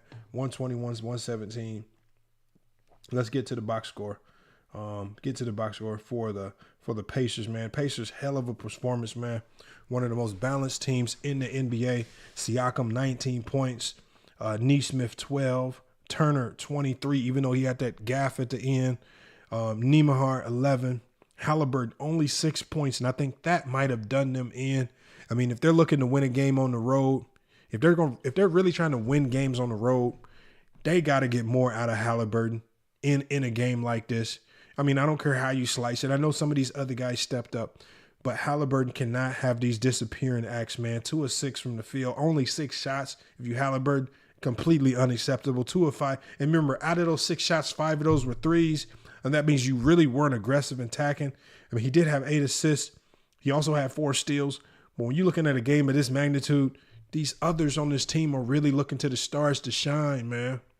They're looking for the stars to shine, man. And it's his job on this particular team to be that guy. He was not that guy tonight. Topping with 12 points off the bench. TJ McConnell with 18 points off the bench. When we get to the New York Knicks, OG Anunoby, 13 points. Hartenstein, 13. Jalen Brunson, man, 43 points. 14 of 26 from the field. Josh Hart, 24 points. 13 rebounds. 8 assists. And 3 steals. And then DiVincenzo, man, 25 points. They really did not get much off the bench. But you know what? Tom Thibodeau said, I'm not subbing that much. Tom Thibodeau left 5 guys DNP'd. He only played 3 guys off the bench. And Mitchell Robinson only played 12 minutes. Right? It's playoff time. What coaches is out here going substitution crazy with their bench? They tightening the rotations down. And they not about to sub crazy like that. They tightening the rotations down and not about to go crazy subbing, man. But, man, you got to give credit where credit is due, man. The Knicks just look like a team of destiny this year. 39 points in the fourth quarter to come back and snatch that game from the Pacers. I blame that game. I don't really want to blame that game on coach or anything like that. I think that was just all youth. I think that's inexperience from a Pacer team that hasn't been in the playoffs a ton. A whole bunch of these young guys are playing big moments. And you would have to look to Siakam or anybody, man, saying, look, when you got to lead the majority of the game like that, Siakam has won a championship. I mean, Siakam's going to have to ultimately understand, I can't just be here to hoop. I have to be a leader. I have to let these guys know this is the playoffs. Now we in an in-game scenario. It's time to close the game. And they can't treat these games like regular season games, and that's what ultimately cost them the game right there. We got Black Bruce Bain says, you said it before I could type it. That was a hard loss. He said, I like the Knicks roster.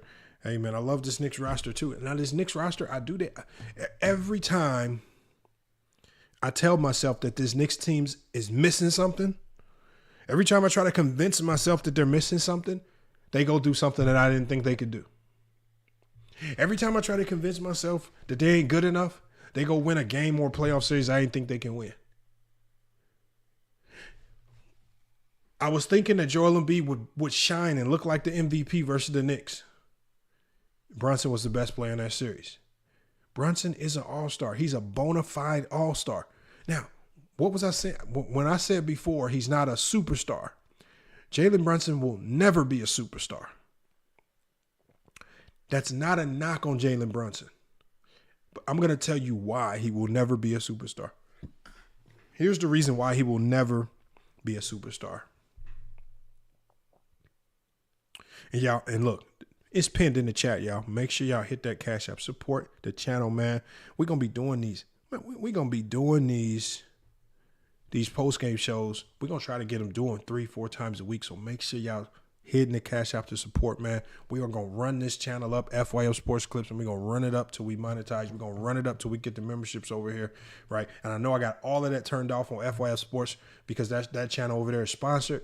But we're going to be running this channel up, and we're going to get this channel off to the right start, man. This channel will be monetized with the memberships and all of that. So when I talk about superstars, you guys, with Jalen Brunson, the reason why I say Jalen Brunson will never be a superstar is not because talent. He's going to have a ton. We've already seen some. He's going to have a lot more in his future. He's going to have a ton of performances that are superstar caliber performances. But he will never be a superstar player because I feel like superstar players are players where once you give them that superstar tag, they always have it no matter how good or bad they play. Kobe. Once Kobe got the superstar tag, I don't care about the Kobe we saw at the end of his career. He was still going to be a superstar because of who he was as a player, because of who he was as a performer, persona, how marketable he was, how likable he was across the globe. Michael Jordan was the same way. Jordan, even with the Washington Wizards, was a superstar. It didn't matter how poor he played. Didn't matter if his team made the playoffs. Him getting labeled a superstar, nobody was going to be able to snatch that label from him. When you look at a player like Isaiah Thomas for the Boston Celtics, the man was averaging close to 30 points per game at one time, barbecuing everybody, playing like a superstar. But as soon as he got hurt and his numbers fell off, people snatched that title from him. Damian Lillard at one point in time, barbecuing everybody, one of the most clutch players in the league, knocking down game winner after game winner. Some would argue that he was a superstar at one point in time. But as soon as his play waned, they snatched that title from him. People right now as we speak are trying to snatch that title from Giannis Antetokounmpo. Nikola Jokic right now as we speak, down 0-2. People are already calling him a fraud, trying to snatch that title. If they can snatch the title from you as quickly as they gave it to you, you are not a superstar. When you are a true superstar, the title sticks no matter what. I don't care how bad Kobe played. He was always going to be a superstar. Same with Jordan. Same with LeBron. Even same with Kareem Abdul-Jabbar when he played. Even the same with Magic Johnson. The same with Larry Bird when he's running around with a broke back. When you are a superstar, once that title is given, it is never taken away. And if it can be taken away, you are not it. You know? So people just got to understand, man. I know people, we live in a day and age, y'all. We live in a day and age where people like to claim anybody is a superstar, this, that, and the other. No, it's not. No. Not a superstar. He's not a superstar. He can play like a superstar or be a superstar talent at times. He's not a superstar. And again, salute to everybody that's pulled up to the stream today. We going on an hour and 16 minutes, man. We didn't cover the first game of the day, or we covered the second game of the day. And like I said, man, I'm just so surprised at the quality of basketball that we seeing with Giannis Antetokounmpo's at home, Joel Embiid's at home, Bron and AD at home, Steph Curry at home, KD at home, Devin Booker at home, and the quality of basketball still ain't fell off. It might have even elevated because a lot of these guys that we want to see in the playoffs, they old. They washed up. They can't give you the effort and energy that we're seeing out of some of these young stars. And I want you guys to imagine.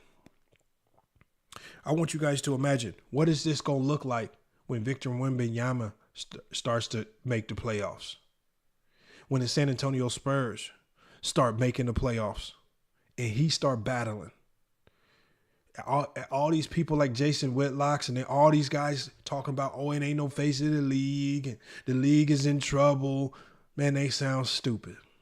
It's a reason why Jason Whitlock is always talking about the NBA. It's the reason why he's still talking about all these players. All these people that's acting like if LeBron leave, the league in trouble. No, it's not. Tonight proved it. Watching Anthony Edwards play, the Minnesota Timberwolves are one of the funnest teams to watch in basketball. Do y'all know how many people are going to convert to being Minnesota Timberwolves just in this year? Yeah, next year, y'all how many Minnesota Timberwolves streams we about to start seeing just based on how Anthony Edwards is playing?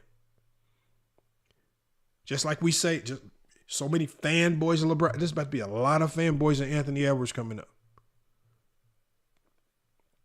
And rightfully so, man. The man is playing out of his mind. And that Minnesota Timberwolves is playing solid as well. Salute, man. We got Christopher in the chat session. Lamont, it's why you doing the live so late? I'm just running this live so late because this is a post-game show.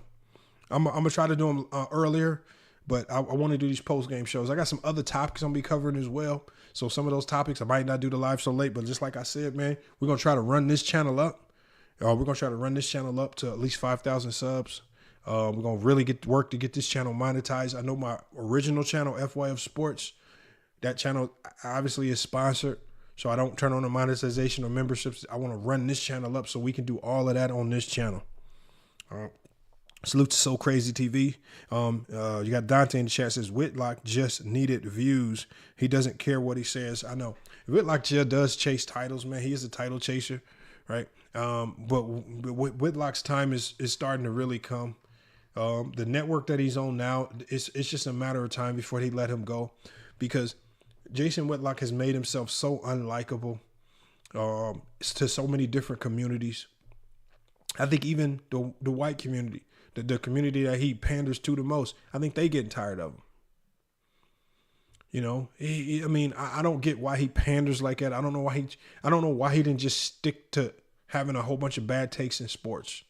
At least he could have just been known for being the one trash analyst that always has a whole bunch of bad takes and hates LeBron.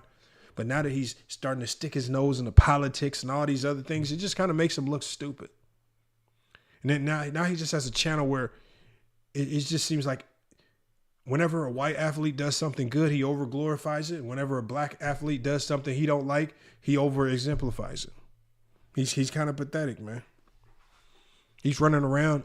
Caitlin Clark is hooping, rightfully so, but he's going crazy with it. Right? He's going crazy. He's trying to take it to a whole nother level, tries to turn everything racial. All right? He's an idiot, man. He's an idiot. But like I said, he's over at a network and he's on a channel where, again, nobody really cares about him. So we just leave Jason Whitlock where he is, man. But look, man, we got both of these games, man. Salute to everybody that pulled up for the stream tonight. Like I said, I'm not trying to have these streams rocking out too long. I'm going to rerun this over on FYF Sports in the morning. But like I said, man, I appreciate you guys coming over here to this channel. The main focus is we're really trying to run this channel up. We've gained a ton of subs just by being live tonight right here. So we're going to keep it going. We're definitely going to be live over here tomorrow as well. Like I said, so I'm going to try to get a consistent time where I go live, so at least you guys know when to expect me live over here. Most of them are going to be these vertical lives as you see now. We're going to keep it rocking, man. But again, I appreciate you guys. Got a lot of stuff for you guys tomorrow. We, may switch it up tomorrow. Go with one of the more traditional talking points. But like I said, the main goal is really trying to expand. Really trying to add a new element to this, and we got to just get back to the basketball talk. I feel like I've been spending too much time talking with people who are extremely casual and don't really understand the game, when we could just really rock out over here and just talk real basketball. And that's the ultimate goal. Salute to Dupree in the chat, man. Dupree in the chat, man. I haven't seen you in here before, Jason. He says Jason also messed up when he started to mess with Tommy Sotomayor. And Jason, nobody needs another Stephen A. Smith. You're right. I think Jason Whitlock talks about Stephen A. Smith too much. Like, we all understand who Stephen A. Smith is. We know what to take with a grain of salt. We know what not to take with a grain of salt. We know when he's being serious, because let's not act like it. Let's not act like Stephen A. Smith hasn't had some good takes. I don't know if Jason Whitlock has ever had one single good take. Like when Stephen A. Smith was talking about the Darvin Ham situation, I agree with them. It was an unpopular opinion, but I agree with them. That was a good take. Another thing that he says, he was surprised that LeBron James did not stand up for Darvin Ham. I said that as well. I said, even if you know he's going to get fired, the fact that none of y'all stood up for him, nobody said a word, y'all let this black cat hang around the organization all year, whether it was Darvin Ham, whether it was with D-Lo, whether it was with Austin Reeves, y'all let all these black cats hang around in the organization, and not one player came out and addressed any of it. Not one player came out and tried to connect the team and keep them. They just let everything get toxic. And I think everybody was doing it so at the end of the season they could go point blames. It wasn't me, it was him. It wasn't me, it was upper management. It wasn't me, it was the coach. A whole bunch of people pointing blames. Complete idiots, man. Complete idiots over there. I mean, the Lakers this year was a prime example of what not to do with your organizations. And it doesn't help that the Lakers got one of the stupidest fan bases in sports. And what makes the Laker fan base stupid, y'all, is this. You have the traditional Laker fan base. They're like spoiled white kids because the Lakers are just used to getting any trade that they want. They finessed whenever they're bad. They're just normally used to finessing some team. They trick Charlotte out of Kobe Bryant. Here, take old ass Vlade Divac. He has one All-Star year left. Take old ass Vlade Divac for your lottery pick. We got Kwame Brown. You take Kwame Brown. Like, come on with Gasol. And then let's not even get back to all the trades that they did to get the players that they got for Magic Johnson. It got so bad that the league had to create a rule to stop the Cleveland Cavaliers from trading all their number 1 draft picks to the Los Angeles Lakers. And so now that they no longer can finesse, like this first offseason, teams was trying to finesse the Lakers. Oh, y'all need us now? Oh, if you want DeJounte Murray, give us D'Lo, Reeves, and a first-round draft pick. Come on with all of that.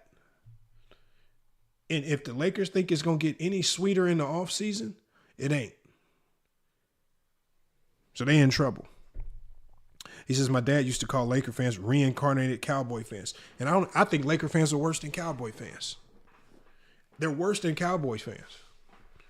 Because at least Cowboy fans Cowboy fans will turn on their own players, but they won't turn on their own players like Laker fans. I've never seen a player work as hard as Austin Reeves and then get hated as much by fans. And the reason why is because now the Laker fan base is now mixed in with a whole bunch of the LeBron James fans. Now, some LeBron James fans are sensible, but that's like a 10%. You got a 90% of LeBron James fans that are completely stupid. And what I want y'all to think about this, Khalil. I want you to think about this, Khalil. There's 90% of these LeBron James fans. They'll run around talking about how he's the GOAT. They'll tell you about how he's the GOAT. They'll tell you about all his stats. They'll tell you how about he one of the best performers in NBA history and he's still at 39 barbecuing people. He's still all that. This is what and then what happens is when they lose, they try to pretend like they didn't just tell us this was one of the greatest players of all time. And when he starts losing, when he starts getting barbecued by everybody, oh, it was Austin Reeves. Oh, it was D'Lo. Oh, it was Spencer Dinwiddie. Oh, it was Darvin Ham. Hold on. I can swear the last time you opened your mouth, you was telling us this was one of the greatest things since sliced white bread. And you telling me when you got a 20-point lead against the Denver Nuggets, he can't complete the job? This guy that you done rambled and talked about. He greater than Michael Jordan. He greater than Kobe. He the greatest thing all we asking him to do is close a few games. But just to close a few games, you telling me that he don't D'Lo and Reeves and Anthony Davis ain't enough. He need a better coach. He need a better perimeter player. They need another big man. They need all this stuff. So they'll tell you about what this so-called great player needs. He needs this. He needs that. He needs that. The last time I checked, great players don't need a whole bunch of stuff. Great players, when you're talking about generationally great players, if you are a generationally great player, if you attach that player just along next to one other good player, that's all they need. But see, if you be honest and you just admit that, okay, he's 39. He's not the same. His game no longer has the same impact. It's okay. But at this stage in his career, LeBron needs to be a 2 or 3 option. Which is why every time this year when he played like a 2 or 3 option, they would barbecue teams. Did y'all notice this year whenever he played like a number 1 option or played like he was still the man, they were losing or they were playing in tightly contested games that always came down to the wire? This is all facts. What do you mean stop it? KC, ALB, NAM. He said stop it. No, I got LeBron James as number 2 all time in NBA history. But at this stage in his career, you are no longer winning significant playoff series basketball games with him as your number 1 option. How do I know this? Well, I literally just watched it happen versus the Denver Nuggets where LeBron James played like a 2 or 3 option for quarters 1 through 3. And when they handed him the ball in the fourth quarter and said, go close this game out for us, he couldn't close the deal. Dupree says, I knew LeBron was in a real teammates after how he did J.R. Smith on that last play. Yeah, you're right. What Dirk did in 2011 was impressive. You are right. What Dirk did in 2011 was impressive. You are right. Both those things are right. No, what I believe though with J.R. Smith was, okay. Let's just be honest about that play. A lot of us would have been pissed if we were on the court.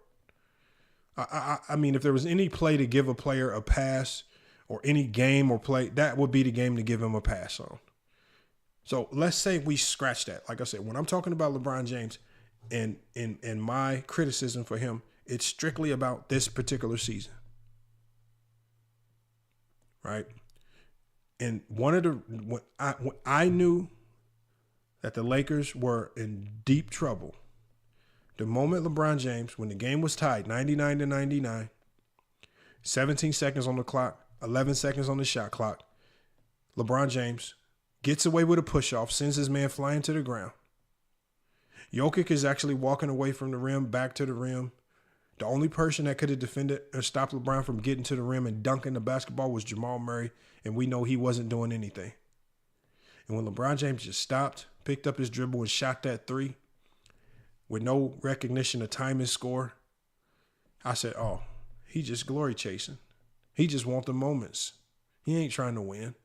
Because the winning basketball play would have been to get the ball to the rim. If you miss, you got the best offensive rebounder in the game at the rim in Anthony Davis. And you also put extreme pressure on the refs to call a foul on any contact. Salute to H from the UK, man. H from the UK says, you talking facts. He says, Broad lost them game 2 and in the third. Look, man. H from the UK, the only thing I can do is I can tell you guys what the film shows. The film showed me when I watched this man late game is still tight-knit on the line, and you've been barbecuing this Denver team just like we saw with Minnesota. You barbecued him with ball movement, quick passes, and post entries to Anthony Davis. But then all of a sudden, late game, you got LeBron James dribble, post up. He tries to turn middle, turns the ball over. KCP slaps it. I said, bro, you ain't playing winning basketball. I said, you looking for the glory. You looking for the glory plays.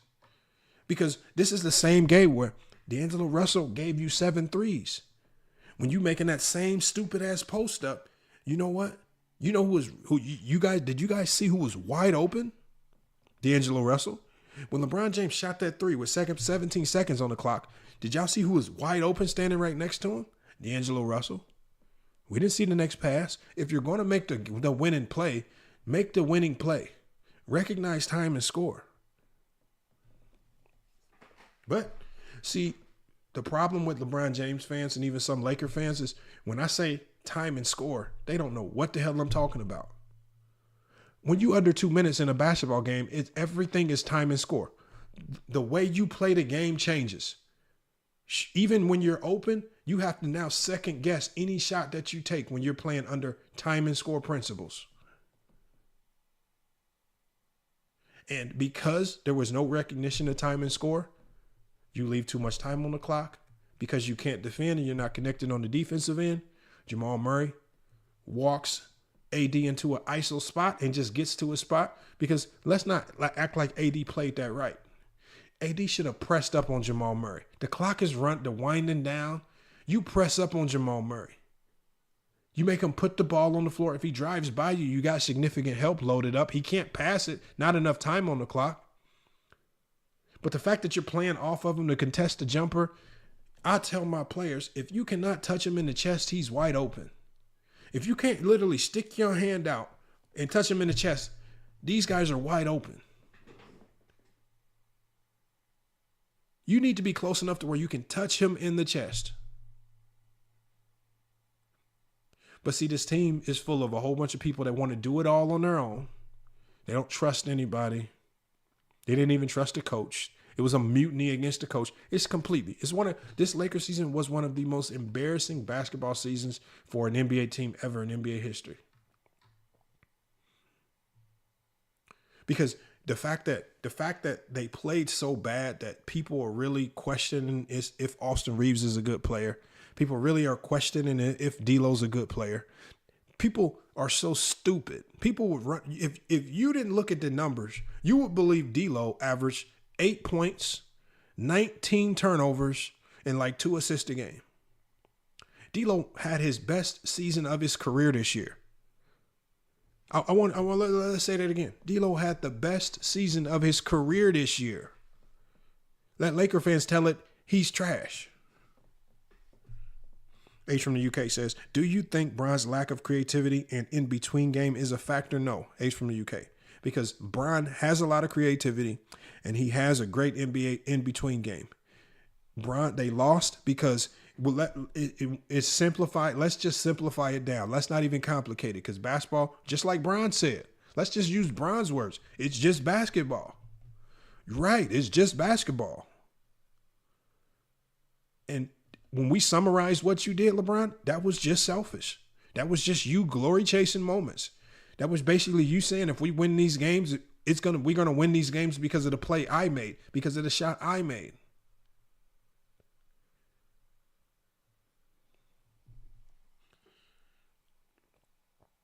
He says, Dupree says the Timberwolves probably watched the Lakers take instead of the Nuggets to see. The Timberwolves are playing the exact same way the Lakers were playing for 3 quarters in almost all of those games. The difference with the Timberwolves is they're sticking to the game plan late game.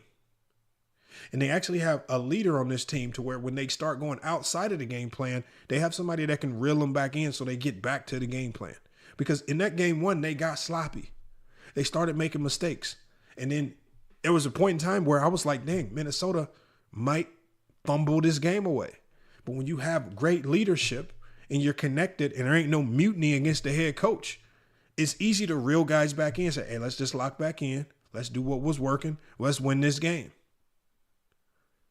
But when you got guys with attitudes here, guys not wanting to run the play here, it's sad, man. We got CC Motion 1998. He says they should have ran the offense through AD because bro. But you know what that requires? CC Motion 1998. See, Bron wanted to run the offense through AD, but Bron wanted to do it his way. So if you look in the fourth quarter of those games, Bron was trying to get AD the ball, but he wanted to do it his way. Oh, let's run this Spain pick and roll that never works. And let's let AD post up and let me try to dump the ball into AD from the post, from the top of the key. Not me. I don't want to swing it to the wing and let them pass the ball to him. A much better post entry. I'm going to throw a top of the key post entry, the worst pass in basketball, try to force it into AD, late shot clock, let them load up on him and make him take a tough shot to the end shot. That's not even AD's game. AD's game is rely. When AD's great in the post, it's because quick pass, AD in the post, quick move. Not no dribble, pick and roll, stare him down for 3 seconds, trying to angle the pass off, throw the pass in, 4 seconds on the shot clock. Now AD has to shoot with no other bailout options. Complete stupidity, man. But see, nobody wants to tell the truth. I want y'all to do this right here. Whenever and I'm going to exclude one in particular, Empire Jeff TV, and even Lakers in 5. Let's exclude them too. Any other Laker content creator, especially the ones that are not holding LeBron James accountable for this entire year, I want you guys to watch how much film they actually play. When y'all go to their chats, I want y'all to say, hey, can you play the film from game 2? Can you show the film from game 3? Can we see what went wrong? They don't show film. A lot of them will talk your ear off about what went wrong. A lot of them will run to the stats and say, oh, this guy shot 2 of 9. He played bad. Complete idiots, man. Complete idiots, man. Like,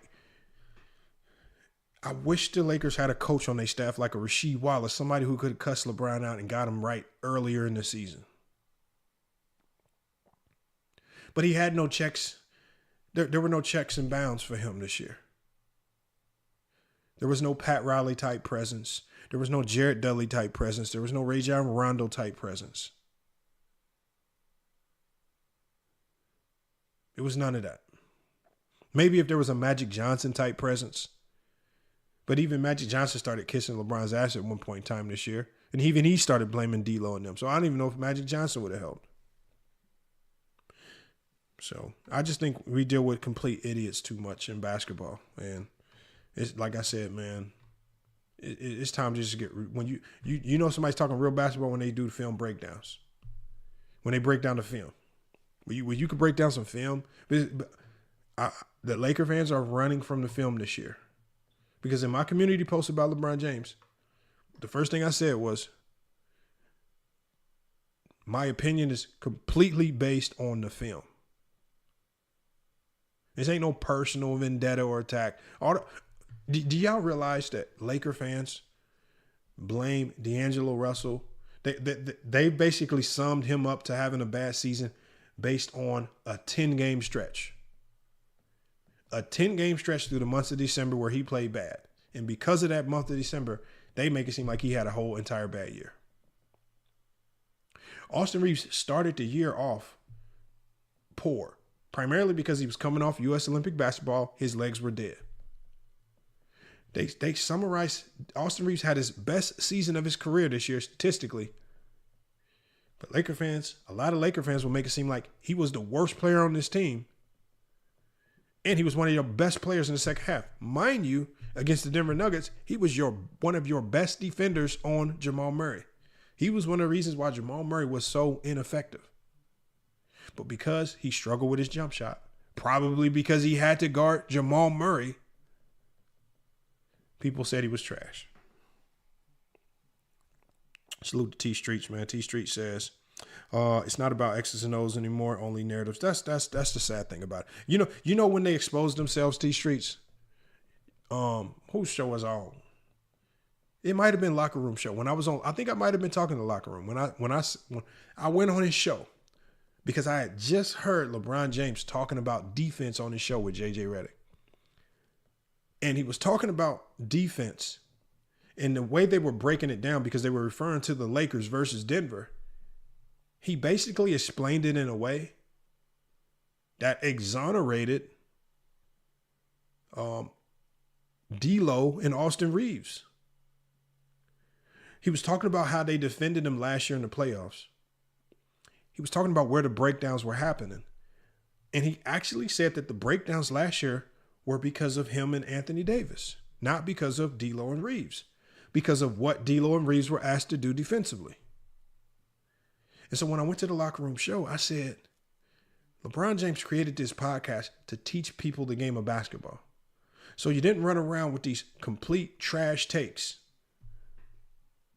And he did a great job of breaking down what they were doing defensively versus Denver and why D'Lo and Reeves weren't the culprits.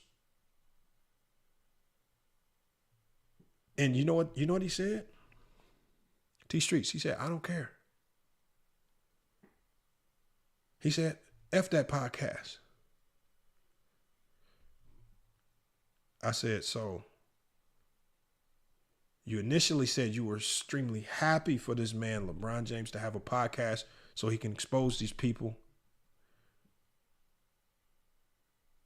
But now that he has a podcast, you're not willing to take the information that he's saying out of his own mouth because it goes against the narratives you've created in your head because you can't envision talking a game of basketball where you actually say LeBron James did something wrong or he's accountable.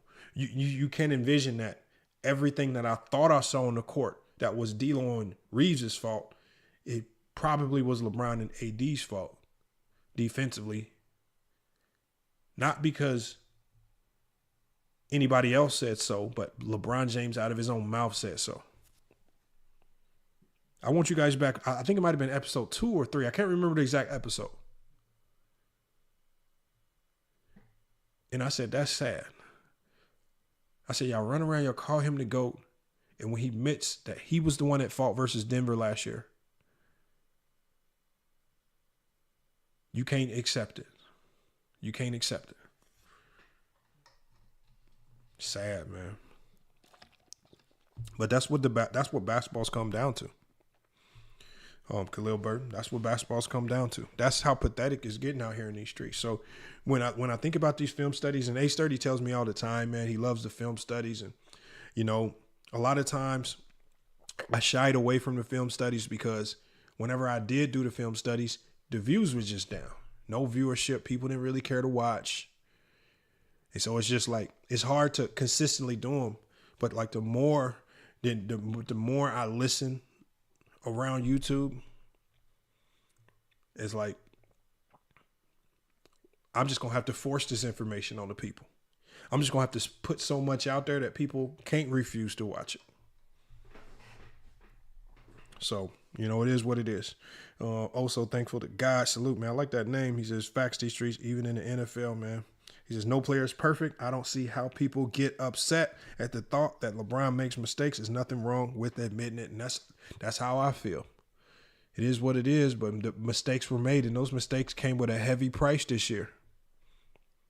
But mistakes were made.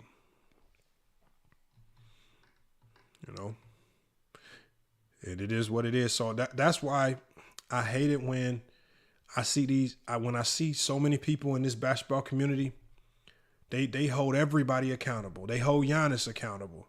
They hold Joel Embiid accountable. Joel Embiid running around with a neurological disorder in his face twitching, bad knee. They still said he choked. Giannis injured. Giannis and Damian Lillard both injured. They still saying they choked. I mean, Steph Curry's team has been completely decimated. They didn't even have a real center. Klay Thompson's a third of himself. They still said he choked. All these other star players around the league get 0 passes. In they situations, and none of these players got an Anthony Davis sitting next to him. None of these players got an Anthony Davis and a D'Lo and a Reeves sitting next to him. Which makes it even crazier, man. He said, the film study shows your basketball knowledge. Most of these dudes are dumb. That's why I don't like to come on paddles. I know, man. So that's what, Khalil, my main thing is, I think that, I do like the panels, but I gotta cut down how many people are on the screen. I want to get everybody up. I like having the large panels, man, with sometimes 10 people up there. And I may very well keep that format. But the level of stupidity that we hear, and then the people who are the loudest be the dumbest. The people with the loudest microphones and the voices be the dumbest. And it's just sometimes I literally be having my finger on the end stream button, just ready just to end the stream. Without saying nothing, no outro, nothing, just end it. I think that I did that one time on FYF Sports. I did it one time on FYF Sports. But that's just, it is what it is. So, but one of the main reasons is, I said, if we're going to do the film studies, I want to make sure that content is at least monetizable. So I really want to filter this channel with all that content. So we'll be doing all of it over here. Our season is ended. Our season ended on a positive note, right? So now I can lock in on these types of videos, man, and run this channel up. The goal is to run this channel up to 10K subs, right? Make sure I get this monetization active over here. I actually had the monetization active over here. Then the monetization got taken down. They said it was reused content. So I can reappeal it. I'm eligible to get remonetized over here again. I just have to get my 4,000 watch time hours again because I left this channel inactive for so long. So the main thing is just grinding out. Let's get these. I can do 4 or 5 live streams over here. I can get to 4,000 watch time hours ASAP. Boom. I'm already at like 1,000 watch time hours in like the last 4 days. So if I just knock out some lives over here, we'd be eligible to go back, monetize, get the memberships and everything over here. And I know YouTube has another algorithm once you get monetized, so they'll push your content even a little harder. But I'm gonna actually do a live here tomorrow.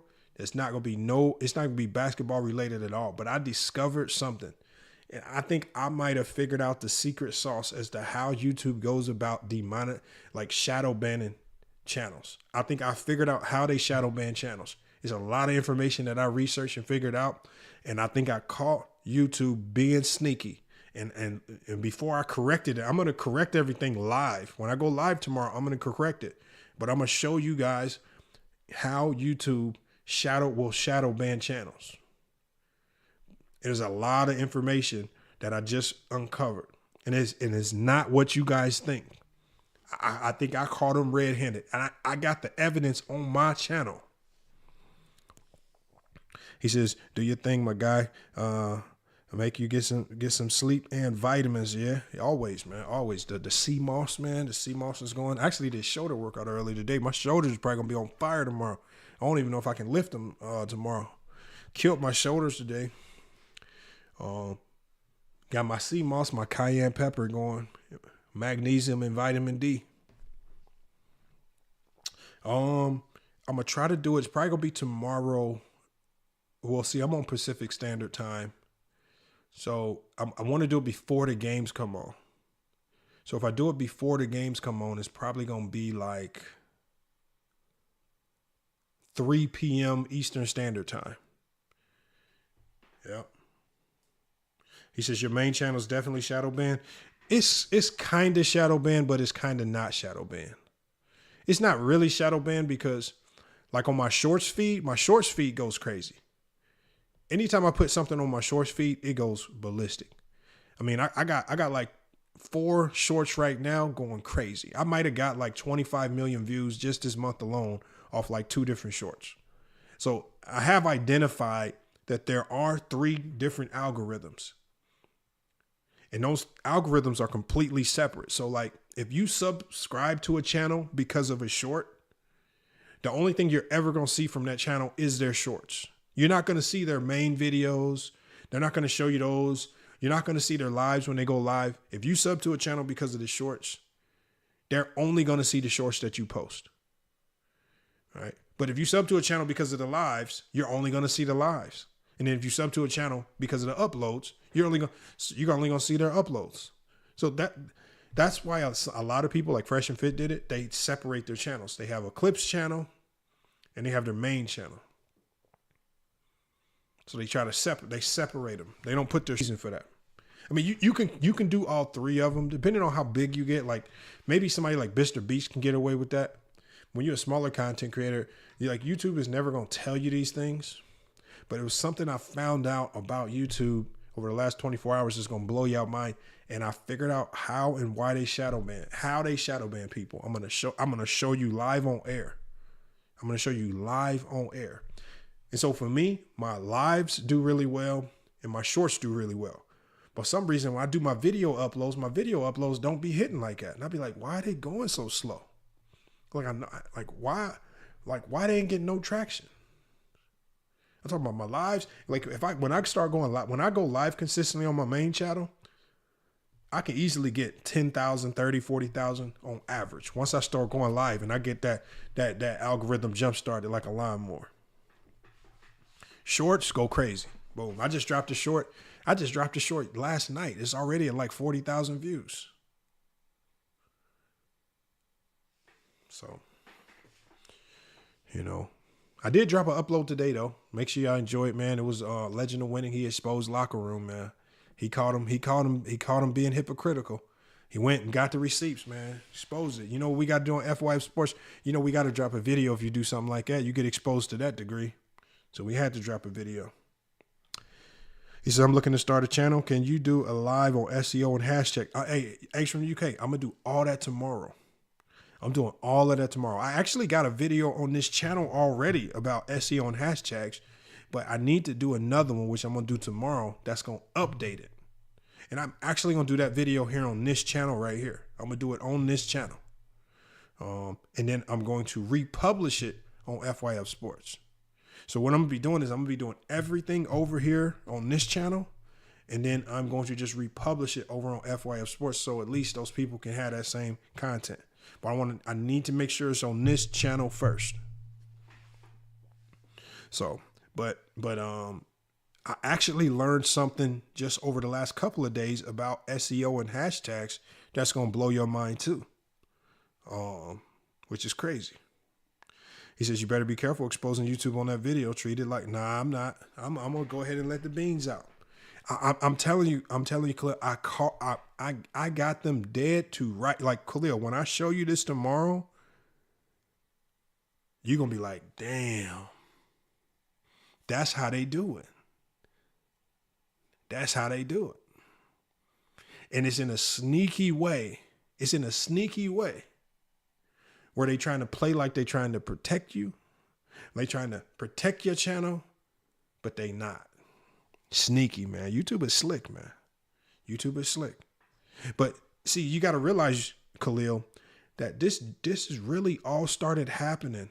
If you notice, Khalil, it really, like, I'm sure they do this in different sectors in different ways, but I'm primarily talking about the sports sector, especially channels that talk basketball.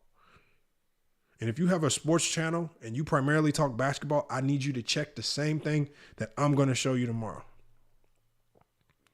Because once YouTube signed that agreement with the NBA, where the NBA now has the NBA TV, YouTube now has a reason to send all its viewers over to as much NBA content as possible. Right? This, like, what YouTube noticed was that people don't really care to watch Sports Center, First Take, Undisputed anymore. But they will go to a Ticket TV. They will go to a casino. And so what they ultimately start doing is now what they've done is now what they're doing is they are creating a way to start slowly trying to force the NBA content back on you somehow.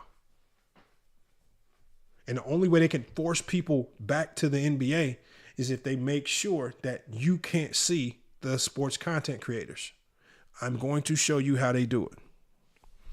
Yeah, I'm actually gonna set that live stream up tonight so you guys can see exactly what time we're gonna get started. But that live is I'm telling y'all. Now, some of you guys, just like I said when I did my last SEO video, I said, this video probably ain't gonna get a lot of views. I said, I'm gonna tell you guys. And I said, some of you guys are not gonna care as soon as the video's over with. And there's gonna be about 5% of you guys that take the information and go address it immediately. I caught them dead to rights, man. I caught them dead to rights. So, I mean, look, share the video. I mean, when I create it, share it. If you really want the content out there, share it, do whatever. And I can do videos about this every week if you really need me to, because YouTube really think they slick. See, they think they slick, but they can only be slick to a certain degree. They can only be slick with some people. But see, I be looking at too much. I be comparing. I be analyzing stuff too hard. And this ain't no casino conspiracy theory stuff and all that. This is really understanding what they can and can't do, and where they have their vested interests, and what's the sneakiest way for them to do things on YouTube that help their vested interests. It's crazy. But look, y'all, we're going to go ahead and wrap this one up, man. I appreciate you guys pulling up to FYF Sports, man. We over here on FYF Clips today. Like I said, but we're going to try to rock out over on this channel until we get monetized.